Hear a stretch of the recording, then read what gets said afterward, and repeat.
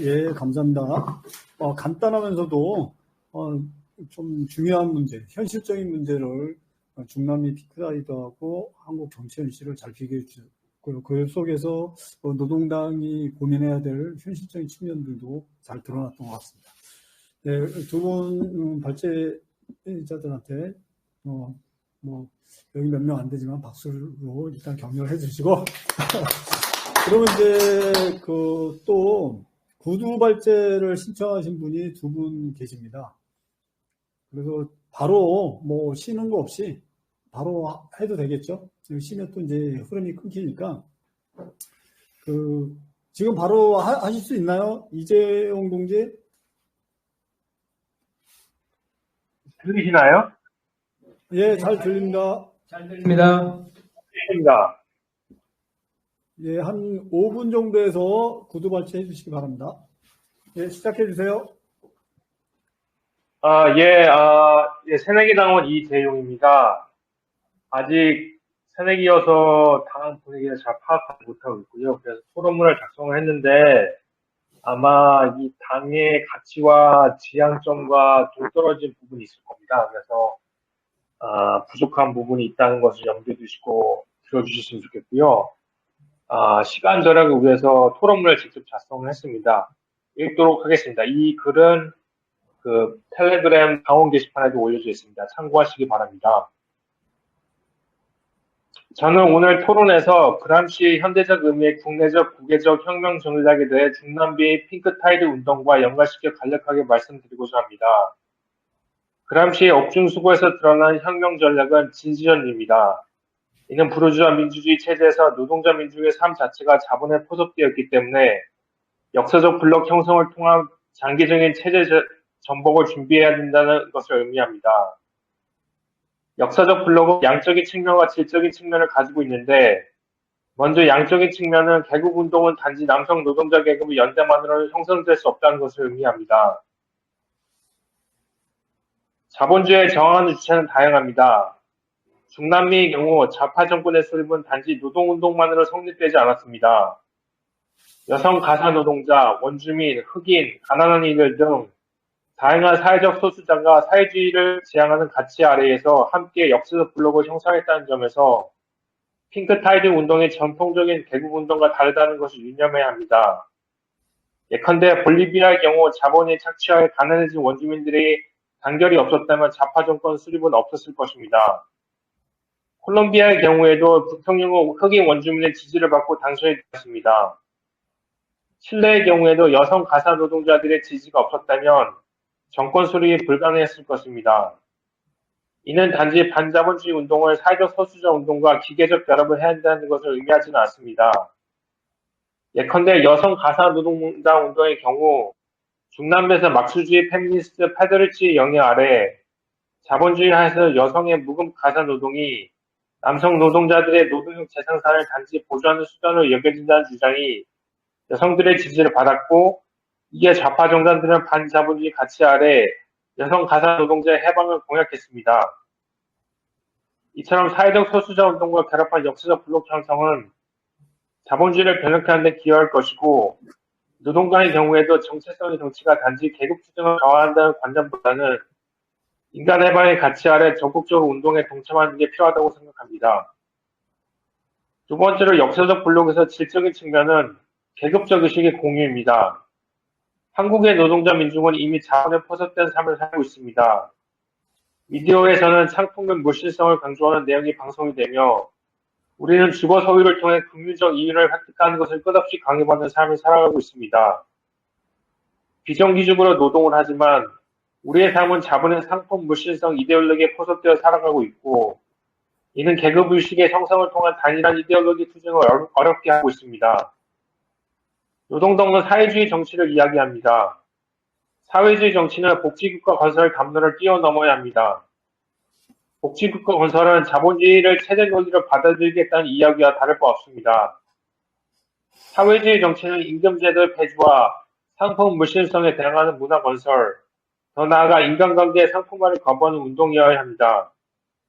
그러한 사회주의 정치를 하기 위해서는 노동자 민중의 단일한 이데올로기 형성이 필요합니다. 그러한 역사적 블록은 투쟁을 통해 건설할 수 있다고 믿습니다. 노동당은 투쟁하는 정당이어야 합니다. 노동자 민중 그리고 사회적 소수자가 투쟁하는 현장에 노동당이 제일 먼저 와 있어야 하고 그들과 함께 연대의식을 창출해야 합니다. 그 투쟁 속에서 역사적 블록을 형성하는 단일한 이데올로기가 창출될 수 있다고 봅니다. 이러한 단일한 계급 의식을 형성하는 데 노력을 기울이지 않는다면 노동당이 비록 지지율을 높게 받는 상황이 올지라도 자본주의에 굴복하는 그저 진보 정당으로 남을 수밖에 없을 것입니다. 마지막으로 그람시의 역사적 블록 형성은 국제적 연대 형성을 필요로 합니다. 핑크타이드 운동적 차원에서 사회주의는 건설되지 않습니다. 현대의 국제질서는 미국과 중국의 패권 경쟁을 두고 한가하기를 하고 있습니다. 신자유주의 금융세계화 속에서 대한세계화 운동이 하나의 담론으로 등장했다면 지금의 시기는 세계화 담론보다는 지정학적 경쟁 체제로 들어섰다고 보아야 합니다. 이런 지정학적 경쟁 시대에서 노동당은 어떻게 아시아, 나아가 국제적인 연대 전력을 통해 국제적인 사회주의 운동을 펼칠 수 있을지를 고민해야 한다고 생각합니다. 즉 노동당은 국제연대 운동의 기획을 필요로 하는데 중남미의 경우 대한무역 전략을 통해 미국 중심의 신자유주의에 대응하는 대안적인 국제무역 질서를 꾀한 바 있습니다. 이렇듯 노동당 또한 국제사회주의 운동의 시발점을 어떻게 잡을지를 진지하게 고민해야 한다고 생각합니다. 제가 이 토론문을 게시판에 올렸었는데요. 한 당원분이 저한테 얘기하기를 전통적인 개국 운동으로서 사회주의 전략을 추구해야 되는 게 아니라는 비판점이 하나가 있었고요. 두 번째는 과연 핑크 플로이드 운동을 사회주의 운동으로 볼 수 있느냐 그거에 대해서 의문을 가진다라고 얘기를 해주셨습니다. 그 문제는 토론의 여지가 있다고 생각합니다. 이상입니다. 예, 감사합니다.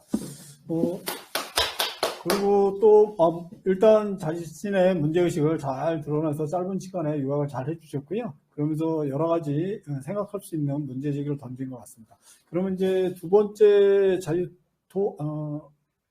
구두발제 토론이죠. 그 안석범 동지 계신가요? 안석범 동지 발표해 주세요.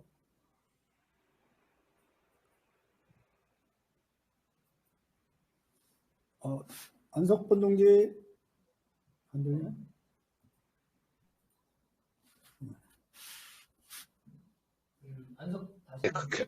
예. 됩니다. 예. 예. 예, 됐나요? 예, 발표해 주시죠.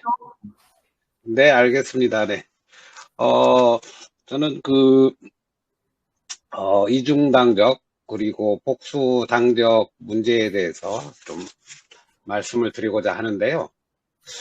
여러분들도 좀 아시는 분 아시겠지만, 최근, 민주노총이 민주노총당을, 창당한다라고 이렇게 검토를 하고 있는 것으로 알고 있습니다. 내년에 총선이 있기 때문에 민주노총당을 건설을 한다라고 하면 올해에 창당이 되고 내년에 총선을 치르는 것이 유리할 것입니다. 내년에 총선 한두 달 전에 창당을 한다라면 좀 너무 급박하게 창당을 해서 효과가 떨어지겠죠. 그러면 올해 창당을 하는 것이 유리할 텐데 과연 물리적으로 이렇게 될지는 좀 의문스럽기는 합니다. 그리고 그러한 민주노총의 흐름에 대해서 좀 노동자 정치 세력화를 얘기하고 어떤 그런 당위성을 얘기는 하고 있지만 사실 무조건적으로 이렇게 모여야 된다라는 식으로 가는 이런 문제들이 좀 문제의식은 있습니다. 그래서 그런 부분들에 대해서 저는 개인적으로는 부정적인 의견을 가지고 있지만 이런 게 현실화된다고 가정을 해보면 어떤 문제들이 있는가. 현재 진보정당이라고 하는 노동당이나 아니면 정의당, 녹색당, 그리고 진보당 이런 정당에서 내년에 그 총선에 후보자로 나서겠다. 이런 생각을 가진 분들이 있다라면은 그분들이 지금 올해 탈당을 하고 민주노총당이 새로 만들어지는 정당에 입당해야 되는 그런 상황들이 발생할 수 있어요. 왜냐하면 선거법상의 규정이 현재로서 보면은 뭐 정당의 당원인 자는 무소속 후보자로 등록할 수 없고 당적을 이탈 또는 변경할 때에는 당의 선거에 후보자로 등록할 수 없다 이렇게 돼 있기 때문에 이런 문제들을 극복하려면 올해 그 탈당과 입당을 해야 되는 상황입니다. 이러한 그 복수당적 문제에 대해서 뭐 2020년에 그 조정훈 의원이 헌법소원을 제기한 바가 있더라고요. 그러나 2022년 4월에 재판관 전원 일치 의견으로 그 파권 결정이 됐습니다. 그러면서 거기에 보면 내용이 복수당적 보유가 허용되면 정당 간의 위법, 부당한 간섭이 발생하거나 정당의 정체성이 약화될 수 있고 그 결과 정당이 국민의 정치적 의사 형성이 참여하고 이러한 목표 달성이 필요한 조직을 갖춰야 한다는 헌법적 과제를 효과적으로 수행하지 못하게 될 우려가 있다. 이렇게 판단하고 있습니다. 여기에서 보듯이 우리도 당 내에서도 이러한 의견들이 있습니다. 즉 A라는 정당의 그 당원들이 대거 B라는 정당에 가입을 해서 당권을 장악하거나 뭐 재반 결정 과정에 이렇게 영향을 끼칠 수 있다. 즉 이런 안 좋은 부분들이 있을 수 있기 때문에 복수당적은 허용되면 안 되는 거 아니냐 이런 의견이 있고 또 뭐 당의 정체성이 그 당에 대한 당원의 충성심이 약해지는 그런 문제가 있지 않느냐 이러한 의견들도 있고요. 극단적으로는 한 사람의 그 정체성이라는 것이 뭐 A당의 정체성과 B당의 정체성 두 개를 다 수용하는 게 가능하냐라는 지적까지도 다 있습니다. 그래서 이러한 그 복수당적 문제에 대해서 찬성 의견도 있고 반대 의견도 있는 것이 현실입니다. 저는 이런 그 복수당적 금지 조항에 대해서 빨리 좀 철폐가 돼서 복수당적이 허용돼야 된다라는 의견을 가지고 있는데 이런 부분들에 대해서 당내에서 많이 이렇게 토론이 되고 그리고 실제적으로는 그러면은 이러한 그 선거법의 그 조항을 어떻게 폐지시킬 것인가 실천적으로 어떻게 운동을 풀어나갈 것인가 하는 것이 우리 과제가 아닌가 이렇게 생각이 됩니다. 예, 이상입니다. 현실적인 정치 이제 그 문제에 대해서 잘 지적을 해줬고요. 일단은 이 기존에 발표하기로 한 네 분이 다 발표를 하셨습니다. 그러면 이제 자유롭게 자유토론 시간으로 넘어가는데요. 여기서 뭐 질문도 좋고, 그 다음에 개인적 의견도 좋고, 그 다음에 기존의 발표자들에 대한 반대 의견도 좋습니다.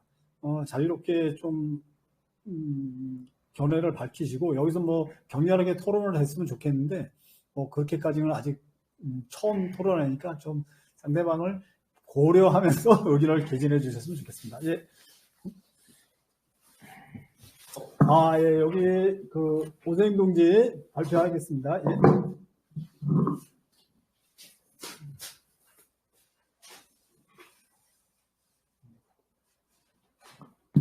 예. 예, 저 노동전선 회원 오세훈입니다. 이제 아주 그 정리 잘 해주셔서 발제 아주 좋은 어떤 이해하는 계기가 됐고요. 제가 이제 조금 아쉽다고 생각한 게 뭐냐면 우리가 뭐 핑크타이드 이제 그 내용 중에 이제 반신자본주의, 반자본주의 얘기 나오는데 각 정당들이 어떤 강령이나 정책을 갖고 있는지에 대한 좀 내용도 간단하게 들어갔으면 좋지 않을까 생각하고 그래서 좀 뭐 이제 우리 여기 이제 반자본주의로 가는데 그들이 지향하는 바가 어떤 건지 우리가 흔히 알고 사회주의인 건지 아니면 뭐 그런 거에 대한 좀 부연 설명을 부탁드리겠습니다. 예, 그러면은 그 원영수 문제가 지금 질문 비슷한 거죠. 그러니까 각 나라의 그 핑크타이트 각각의 이념적 성향에 대한 그 얘기를 하는데 그 짧게 얘기할 수 없는 거지만 어느 정도의 영향을 믿고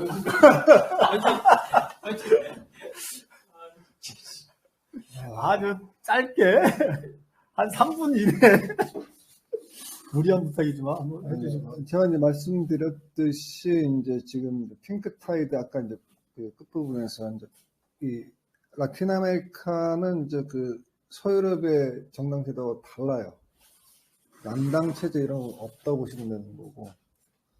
그러니까 대선에 이긴다고 하더라도 대부분의 문제가 뭐냐면 이제 그 다당제 형태로 되어 있기 때문에 대통령이 이기더라도 이제 의회를 통제하지 할 가능성이 거의 없는 거고, 그다음에 당 자체가 이제 끊임없이 갈라지고 합치고 생기고 없어지고 이런 과정들을 거치는 거죠. 그래서 예를 들어서 이제 브라질의 노동자 당 같은 경우는 그러니까 항상 그 제1당이에요. 내용적으로 들여다보게 되면 이제 자기 뿌리에서 전국 정당화 되면서 이제 당이 커지다 보면은 그 소위 좀 물타기가 되는 거죠. 물타기가 되는데 이제 현재 보면은 초기 단계에서는 그 좀 급진적인 사회주의 강령을 가지고서 초기에 포르투알레그레라든지 상파울루라든지 히우데그란데라든지 주요 도시에서 이기다가 최근 한 10년, 15년 정도는 거기서 못 이기고 있어요. 오히려 이제 동북부의 이제 빈민, 가난한 주들이 이제 주요한 베이스가 되는데, 그러다 보니까 이제 지금 현재는 사실은 이제 그 노동자 당은 형식상으로는 사회주의 강령이 있다고 하더라도 거의 의미가 없죠. 집권당으로서. 상당히 정책으로 우경화가 되는 거고, 돼 있는 거고, 그 다음에 이제 일당이라고 하더라도 국회에서 이제 구조적으로 한 20%, 1등에도 20%밖에 안 되기 때문에 다른 당과의 연합을 할 수밖에 없는 거고, 그 과정에서 사실 이제 2000년대 중반에 이제 그 집권 이후에 다른 당과의 연합이라고 하는 것들이 브라질 정치에서 그 비자금을 형성해서 돈을 나눠주는 관행이었거든요. 관행이었는데 이제 자기들 할 때 내두고 있다가 노동자당이 그걸 하니까 이제 부패해서 이제 당이 이제 핵심들이 많이 날아갔어요. 핵심들이 날아가니까 이제 그러면서 이제 사실 노동자 당에 대한 신뢰가 굉장히 많이 떨어진 거고, 그래서 좌파 일부가 이제 탈당한 사람도 있고, 탈당해서 독자적인 걸 가고 있는데, 제가 이제 이 얘기를 말씀을 해드리냐면, 실제로 이제 어느 당이든 다 강령에는 사회주의가 있다고 보시면 돼요. 어느 나라든지 간에. 사회주의 운동당이고. 근데 이제 서유럽의 20세기 후반에 있었던 뭐 3인당, 사회당, 노동당, 중도좌파, 또는 공산당, 또는 뭐 새로운 형태의 신작과 정당, 뭐 이런 포맷은 이쪽에는 별로 맞지 않다. 자기들에서 이제 전통적으로 이제 그나마 이제 어떻게 보면은 칠레가 거의 유일하게 이제 사회당, 공산당, 이 좌파, 그다음에 신좌파 이렇게 됐던 거고, 뭐 이렇기 때문에 일률적으로 상당히 얘기하기 힘든 상황이고, 그다음에 제가 또 아까 칠레 사례를 말씀드렸는데 거기 같은 경우가 이제 그 존엄을 승인하는 게 선거연합이에요. 당이 아니고. 그것도 한 5개 당의 이제 선거연합 형태로 되어 있기 때문에 뭐 다당제 자체가 문제라고 할 수는 없지만 실제로 정당 구조가 대단히 파편화되어 있어서 그 불안정한 구조라고 하는 거죠. 그러다 보니까 이제 개인에 의존할 수밖에 없는 그런 부분들이 나중에 가서 궁극적으로는 정권을 재창출할 때는 문제가 되고 있는 것이고. 그래서 이제 어쨌든 전체로 봤을 때 제가 개인적으로 갖는 느낌은 뭐냐면, 이 이제 운동과 정치에서는 앞서 나가는데, 정리를 깔끔하게 잘하는 거는 그쪽의 취향이 아닌 것 같아요. 그래서 상당히 혼란스럽게 느껴지는 거 볼 수 있는 거고, 현실적으로는 지금 보면은 제가 다루면서 내용이 워낙 많기 때문에 빠뜨린 거는 요거 차베스가 라틴 아메리카의 이제 블록화, 언어도 같고 문화가 같기 때문에 뭐 유럽 연합 같은 그런 구조를 만들어낼 수 있는 거죠. 근데 이제 누가 그것을 할 것이냐에서 이제 답이 없는 거죠. 그러니까 예를 들어서 이제 브라질의 룰라가 이제 지금 뭐 나라의 규모라든지 집권 경험이라든지 이런 부분에서 이제 유치해 쓰는데, 사실 국내 정치 같은 경우는 사실 여러분도 잘 아시겠지만 이제 대통령 그만두고 난 다음에 개인적으로 어떻게 공격을 당한지 보셨잖아요. 2010년에 그만둘 때 지지율이 80%였다. 그 80% 지지율이 얼마나 그 허상인지 알 수 있는 거예요. 그러니까 계급적인 것도 있기는 하지만 좌우적대 관계로 들었었을 때 지지했던 80%가 다 빠져나간 거죠. 빠져나갔고 노동자 당만이 외롭게 이제 싸웠던 과정들이 있는 거고, 지금 집권했다고 하더라도 현재 그 80%가 다 찍었으면 그냥 결산 없이 이겼겠죠. 아슬아슬하게 이겼던 거고. 그러니까 그런 의미에서 사실 이제 룰라의 앞으로 행보가 만만치는 않다. 본인이 뭐 별로 이제 개인적으로 이렇게 급진적이거나 변혁적인 생각을 갖고 있다고 생각하지도 않지만, 그런 생각이 할 수 있다고 하더라도 그런 길로 나아가려고 할 때 현재 이제 제도 정치 상에서의 이제 한계는 분명하지 않은가. 그래서 일단 답은 안 되지만, 남미의 상황은 이제 유럽 상황과 정치 구조가 굉장히 다르기 때문에 그 틀로 바라보면은 아주 저발전한 대로 보거나 아니면 굉장히 혼란스러운 것으로 볼 수 있을 것 같아요. 근데 이제 그러나 이제 자기들은 그 내에서의 내부적 동화를 가지고 있고, 유럽이나 이제 이런 데와 달리 그 장점은 새로운 세력 형성들이 이제 가능한 거죠. 예를 들어 볼리비아의 이제 사회주의를 하는 것도 마스 같은 경우는 그렇게 큰 당이 아니었거든요. 이런 핑크타이를 거치면서 이제 중요한 세력으로 성장할 수 있는 그런 새로운 당들이 이제 생겨나는 거죠. 그건 굉장히 역동적인 측면이고, 그런 점이 이제 어떻게 보면 핑크타이드에서 좀 눈여겨볼 만한 그런 거죠. 예, 감사합니다.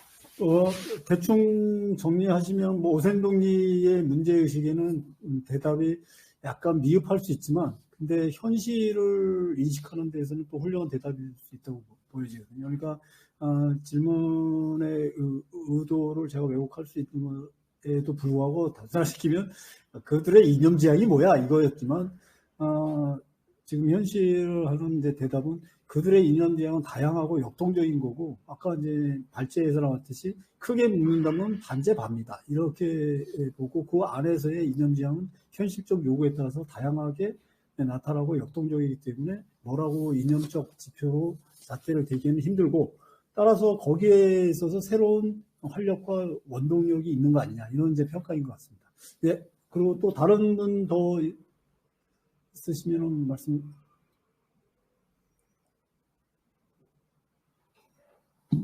말씀하시도록 마이크 열어놨으니까요. 얘기하시면 됩니다.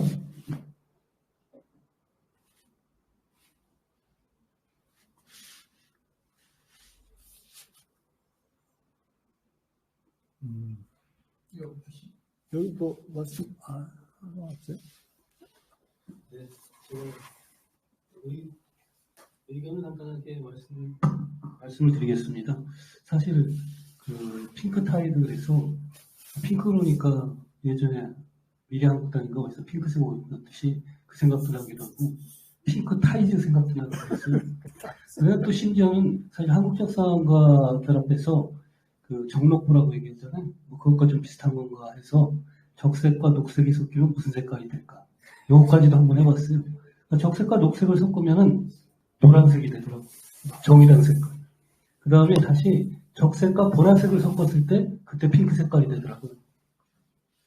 그래서 사실 이게 지금 남미를 중심으로 해서 뭐 좌파라고 얘기되는 정치 세력에서의 집권 현상과 그 다음에 대중운동이 진보적 대중운동이 좀 더 활발하게 일어나는 부분들, 이 전체적 현상을 갖다 핑크타이드라고 얘기할 때 사실 이 무수하게 많은 나라들의 각각의 처해진 조건들이 다르기 때문에 사실 깊이 있게 거기에 대해서 제가 얘기할 수 있는 것까지는 아닌 것 같고요.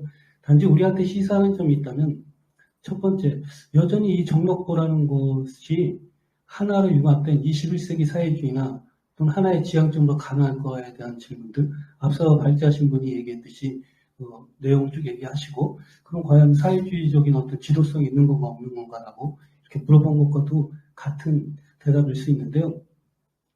첫 번째, 이 세계는 제가 생각할 땐 전적으로 다른 세계관을 가지고 있다. 사회적 의제로서 공유할 수 있는 부분이 있으나 기본적으로 공산주의 운동, 사회주의 운동은 어쨌든 정치 권력의 획득을 통해서 새로운 사회적 체제 내지는 새로운 국가를 갖다 건설하는 거기 때문에 이건 미래적 가이드를 만드는 사업이고, 현실적인 의제 자체, 당면한 모순 자체를 해결하고 개량적으로 완화시키고 하는 부분들에 있어서의 공유점들이나 같이 어떤 일종의 전략적인 측면에서의 측면은 있지만, 결국에는 목적지 자체는 같을 수 없을 것 같고요. 또 두 가지, 보라색과 적색으로 새로운 나라를 만든다는 것은 이건 성립 불가능하다고 저는 생각을 하기 때문에, 사실 그 한계 속에서, 물론 이건 역사적 한계도 있겠지만, 핑크타이드 운동 자체가 긍정성이 없다라고 얘기를 하는 건 아닙니다. 그 자체가 바로 현재적으로 닥쳐져 있는 모순적인 대중들에 있어서의 불만의 요구들이 나온 거기 때문이겠죠. 문제는 이 불만적인 요소들을 과연 자꾸 구례의 전통적 사회주의라고 얘기했지만 사회주의의 기본적 모토를 갖고 다시 지도하고 해결해 나갈 수 없는가, 이런 것들은 좀 더 생각해 보는 것들이 필요하지 않을까라고 생각이 듭니다. 두 번째로 아까 말씀하신 것 중에 이제 당적이나 뭐 복수당적이든 또는 뭐 지금 민주노총당 관련해서는 사실 이거는 지금 현재 수준에서 상정하는 건 공허한 계획인 것 같습니다. 왜냐하면 4월 10일 정도까지 해서 실제 제도권 정당 안에서는 선거구제 개편에 대해서 하겠다는 의지 자체가 굉장히 강하고요. 실제로 선거구제 개편은 이루어질 수도 있습니다. 왜 그렇게 생각을 하냐면, 뭐 그거는 이제 복잡한 뭐 제도 정치의 사항들이 같이 얽혀져 있어서 여기서 길게 얘기 드리기는 좀 힘들 것 같고요. 그 중에서 가장 대표적인 거는 결국에는 그 위성 정당 자체는 폐지하되 비례대표는 좀 늘리고 해서 준연동형 비례대표제든 뭐 이런 것들이 좀 같이 이제 결합된 형태들, 이런 형태들이 가장 유력하게 서로 논의되고 있기 때문에, 사실 지금 먼저 민주노총당이든 뭐 당적 어떻게 하는 이런 걸 우리끼리 논의한다는 건 사실 지금 수준에서는 허상인 것 같고요. 뭐 4월 10일 정도 지나서 또는 뭐 그 시점에서 어떤 포지션을 취할지는 뭐 좀 더 유리한 방향들을 생각해 봐야 되겠죠. 이상입니다. 예, 감사합니다. 일단 그 핑크타지의 그 이념성에 대한 문제 제기를 해주신 것 같고요. 그래서 현실적인 대중적 요구의 긍정성은 있으나 그 지향성 자체가 불투명하다, 이렇게 좀 받아들일 수 있을 것 같습니다. 그리고 또는 그 온라인에서 또 뭐 하신 말씀 없으신가요?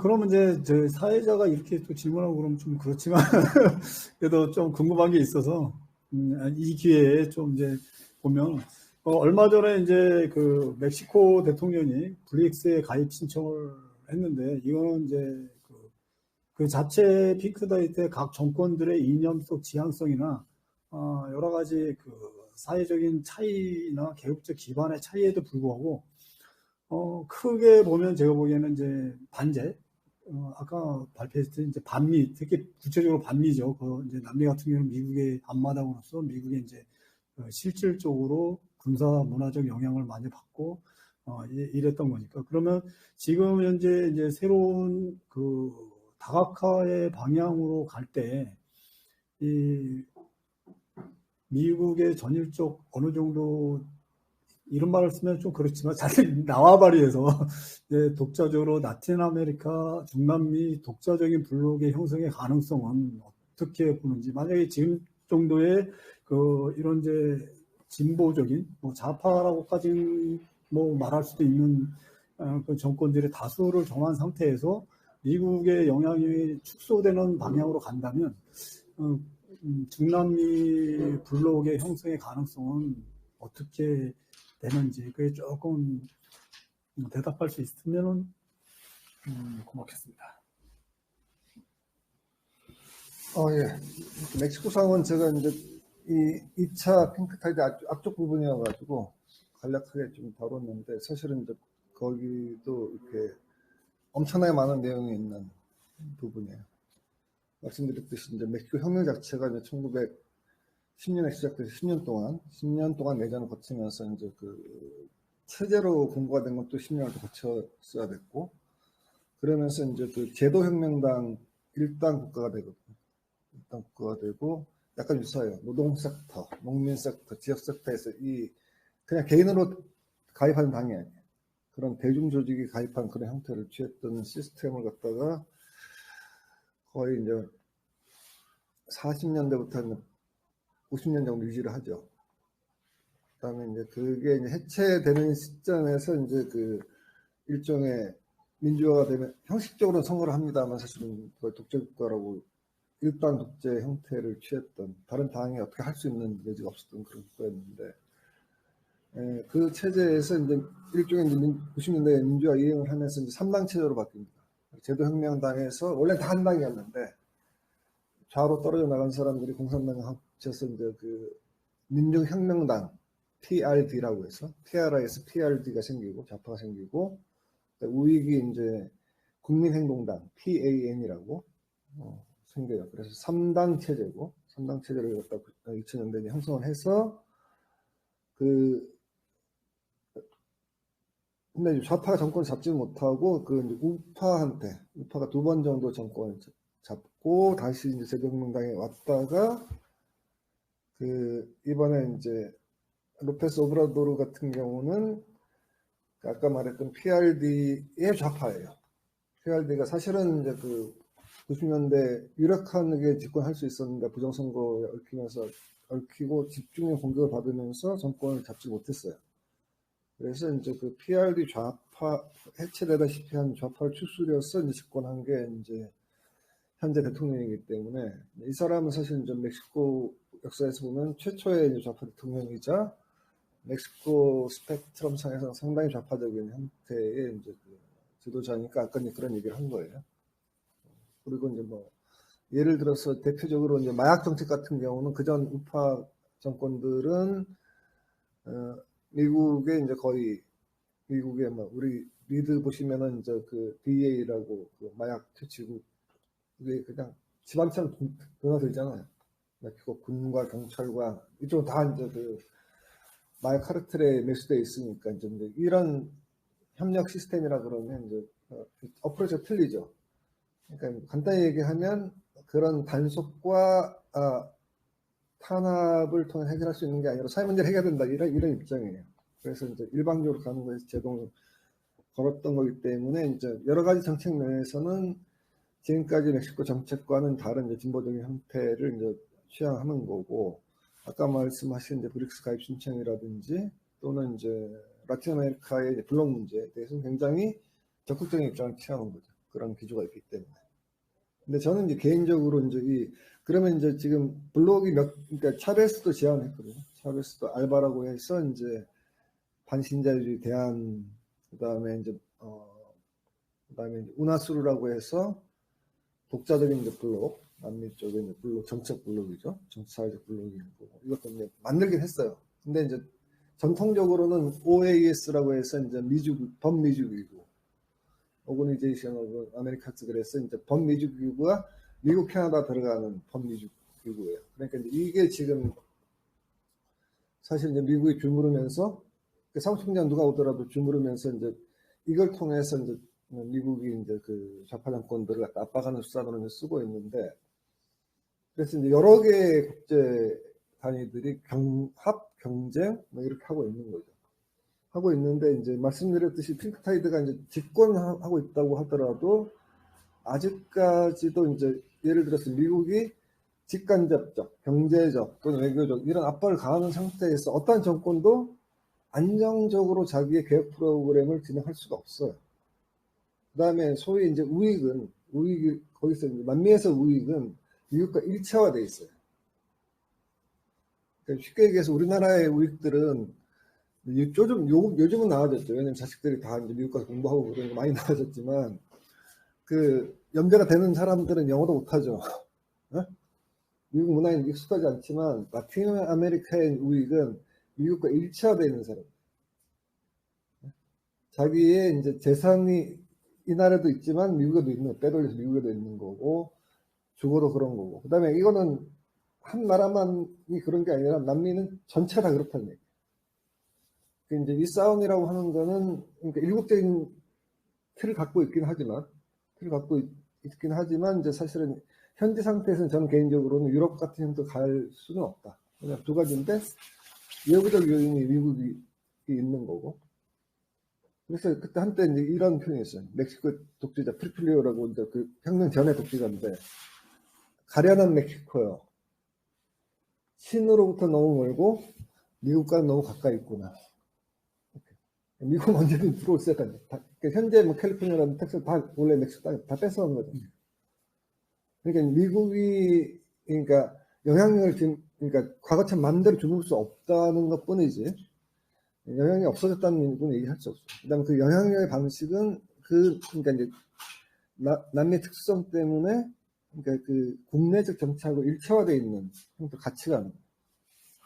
그래서 그 외부적 요소, 내부적 요소로 인해 가지고 이제 그런 우리가 생각하기에 진보적 대항할 수 있는 미국이나 북미에 대항할 수 있는 애들은 이제 미국이라 부르기도 하고 노스 아메리카라고 부른단 말이에요. 북미에 대항할 수 있는 블록은 마음은 골프 같은데 실제로 그걸 갖다가 틀 몇 개 있으니까 만들 수는 있어요. 이렇게 실제로 작동을 하면서 실체화시키는 거 어렵다. 상당히 어렵다. 상당히 그러니까 굉장히 지금보다 더 높은 차원의 어떤 그 혁명적 변화가 있어야 가능하지.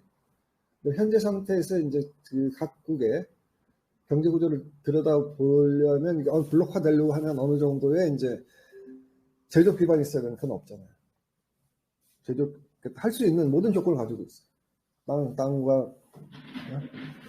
땅과 기반 시설과 등을 갖고 있지만 이게 이제 어느 나라도 지금 성공한 샘플을 만들지 못했고 포텐셜은 다 갖고 있지만 그다음 미국이 그걸 하도록 독자적으로 자유롭게 발전할 수 있도록 허용하지 않는다는 거죠. 그래서 그렇게 형성이 안 되는 거죠.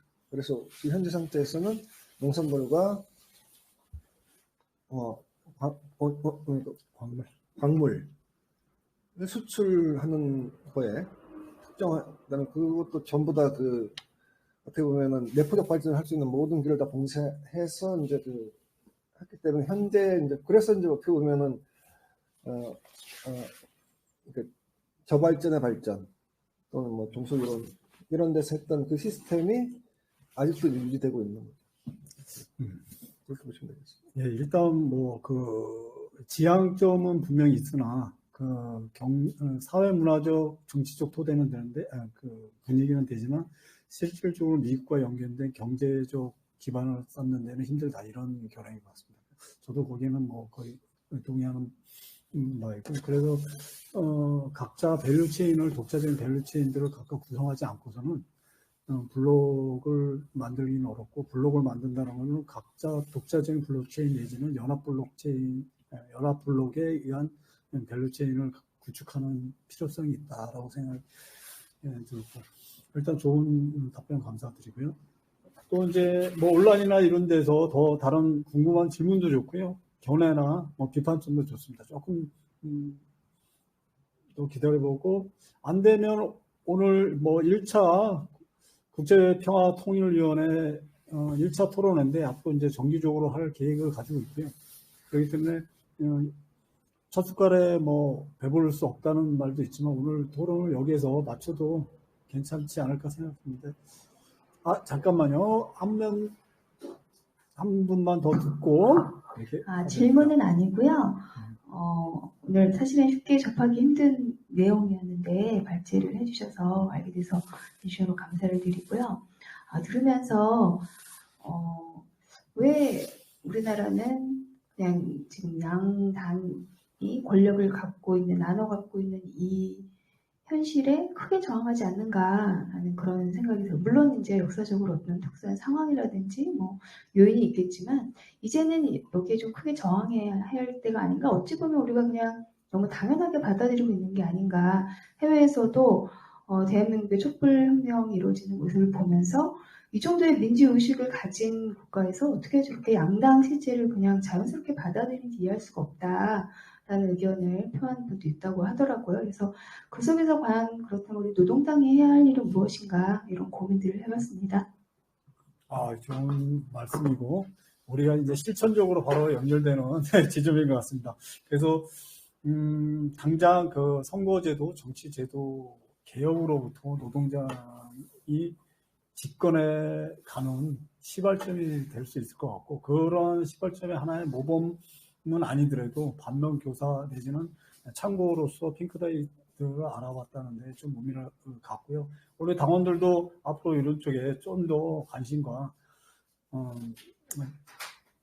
가져주셔서 우리 정치활동과 사회운동 그리고 이제 국가 이제 민주주의 발전에 좀 더 참고가 될 수 있었으면 좋겠습니다. 오늘은 여기서 더 없으면 마쳐도 되겠죠?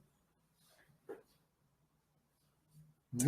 예, 그러면은 오늘 감사했습니다. 자, 박수로 마치겠습니다. 네, 수고들 하셨습니다.